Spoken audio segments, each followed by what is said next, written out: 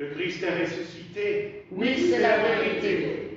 Parce que vous savez, la Pâque n'a pas encore fini. Elle n'a que commencé.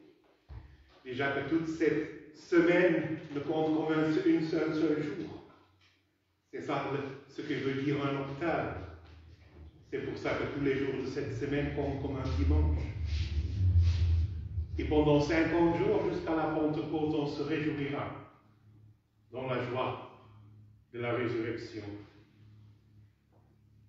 Nous venons d'entendre, mes chers frères et sœurs, un récit de l'Évangile que j'aime beaucoup.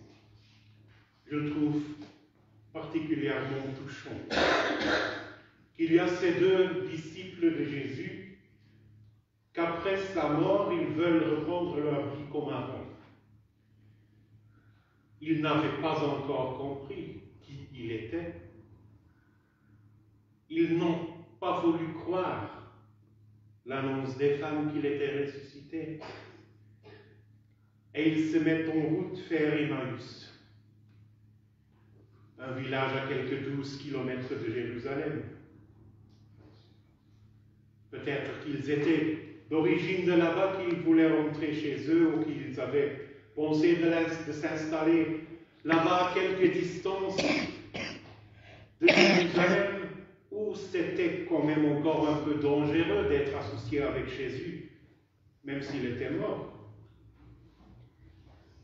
Et pendant cette marche, et qu'ils étaient déçus et tristes, Jésus les rejoint, mais ils ne le reconnaissent pas. Et il les demande, mais pourquoi est-ce que vous êtes si tristes? Il dit, êtes-vous le seul qui était à Jérusalem? Et pendant les Pâques, que Jérusalem était plein de monde. Qui ne sait pas ce qui s'est passé là-bas. Que ce grand prophète, celui qu'on a espéré qu'il allait nous libérer, bien, on l'a crucifié, il est mort. C'est déjà 3 jours. Et vous savez que, selon l'ancienne croyance du judaïsme, et qu'on a reçu en tradition, ce n'est que seulement après 3 jours que l'âme quitte vraiment le corps et que la mort est définitive. Ce sont déjà 3 jours, il est mort. Même suivi quelques femmes, mais qu'est-ce qu'ils savent? Ils nous ont dit qu'il était vivant, qu'ils ont eu une apparition. Mais on se méfie quand même un peu.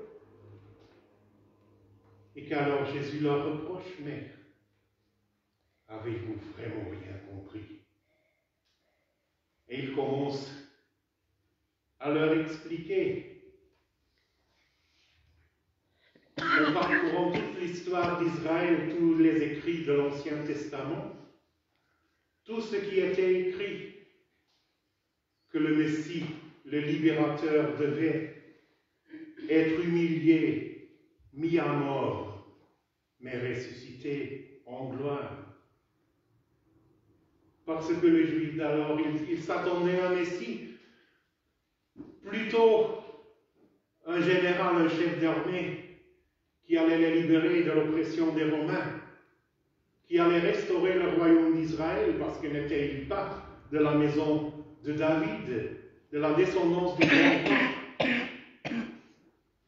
Ils n'avaient pas compris qu'il s'agissait d'une libération intérieure, d'une libération de l'esclavage du péché, ce qui est une chose qui était beaucoup plus puissante. Et alors il se fait tard. Et ils s'approchent d'Emmaüs, mais ils veulent encore entendre ce que Jésus leur dit. Il dit, bien Seigneur, il se fait tard, restez avec nous pour cette nuit. Mais ils n'ont pas encore reconnu. Jusqu'au moment où à table, il prend le pain, il le rompt. Il fait la messe. Et là, leurs yeux s'ouvrent. Et ils voient et ils disent, mais oui, Est-ce que notre cœur n'était vraiment pas brûlant d'entre nous quand il nous parlait des Saintes Écritures? Là, il comprend enfin que les femmes avaient raison, que Jésus était ressuscité. Et ils rentrent à Jérusalem, ils n'ont plus peur d'être arrêtés par les autorités. Et là, les autres apôtres confirment, oui, il est ressuscité, il est apparu à Simon-Pierre. Enfin, quand le chef des apôtres l'a vu, ils ont cru. Mais vous savez, mes chers frères et sœurs, que chacun de nous, on a fait notre pèlerinage à Emmaüs, à un moment ou autre de notre vie. Quand on était dans l'échec, quand on était désillusionné, quand on pensait que notre vie aurait été si différente, on avait des grandes idées. Oh, mais à ce moment-là, je devrais être déjà directeur de mon entreprise, archevêque de Strasbourg, je ne sais pas quoi. Mais la vie n'est pas toujours ou jamais, j'oserais même dire, selon les idées que nous en faisons. Et qu'on le reproche à Dieu très souvent. Mais Seigneur, pourquoi? Parce que moi, je voulais être ça, et ça, et ça.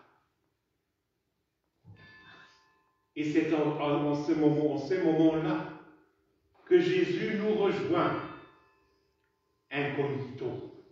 On ne le reconnaît très souvent pas, mais qu'il agit déjà dans notre vie, dans notre cœur, et qu'il nous fait comprendre avec gentillesse. Jésus ne nous prend pas à coups de bâton, mais qu'il nous fait comprendre de ce qu'il veut faire en nos cœurs est tellement différent de nos propres projets, et que c'est tellement mieux. Et qu'arrive aussi le moment qu'on le reconnaît au rompre du pain, qu'on le reconnaît en la nourriture qu'il nous donne spirituellement, en sa présence au milieu de son Église, dans le cœur des fidèles et sur l'autel. Il est toujours présent là, sur l'autel de notre cœur, et réellement sous les espèces de pain et vin sur l'autel. Et il veut nous nourrir. Il nous a promis, je serai avec vous jusqu'à la fin des siècles. Alors, mes chers frères et sœurs, que notre cœur soit aussi brûlant quand il nous fait comprendre tout ce qui devait lui arriver et tout ce qui doit nous arriver. Qu'on puisse aussi le reconnaître dans le rompre du pain et nous réjouir avec lui ces 50 jours de Pâques en attendant la venue du Saint-Esprit qui nous donnera force au nom du Père, du Fils et du Saint-Esprit.